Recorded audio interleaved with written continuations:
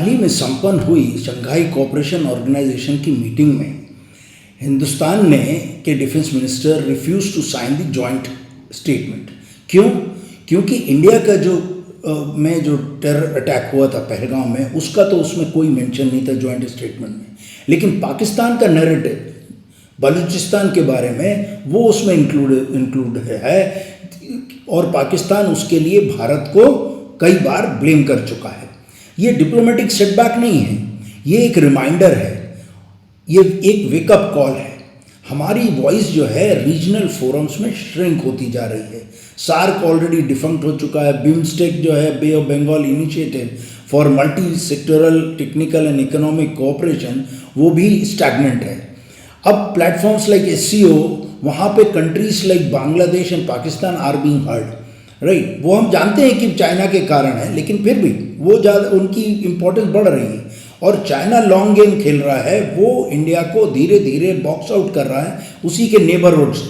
और रशिया जो हमारा रिलायबल पार्टनर था, वो अब स्ट्रैटेजिकली चाइना पे डिपेंडेंट है and it can not help us out any more now.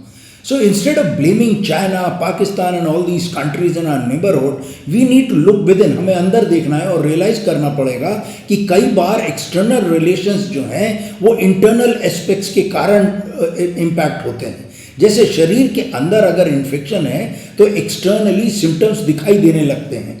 हमें रियलाइज करना पड़ेगा कि हमारी पॉलिटिक्स, हमारा इतिहास इस पूरे सब कॉन्टिनेंट के कंट्रीज का it is so tightly interwoven कि अगर एक देश में राजनीति में कुछ हो रहा होगा तो दूसरे देश पे उसका असर पड़ता है। अब अखंड भारत का नक्शा लगाकर पार्लियामेंट में आप ये सोचो कि आपके नेबरिंग कंट्रीज में कोई असर नहीं होगा, तो सॉरी, ये आपकी नेविटी है इंडिया। और दूसरी चीज़, इंडिया का जो ग्रोइंग डोमेस्टिक पोलराइजेशन है, कम्युनल सिचुएशन है, वो स्पिल ओवर हो रहा है इंटरनेशनली, रीजनली तो हो ही रहा है। यूके, यूएसए, कनाडा, आपका Australia, Indians from different communities are targeting each other, often creating an embarrassing शर्मनाक स्थिति होती। We are washing dirty linen outside, और इससे दूसरे जो हमारे एडवर्सरीज हैं उनको मौका मिलता है।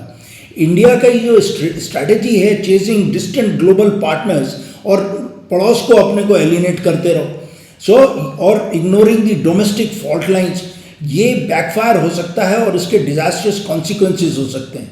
रियलाइज करना पड़ेगा, we share borders with 6 nations, almost 15,000 kilometres.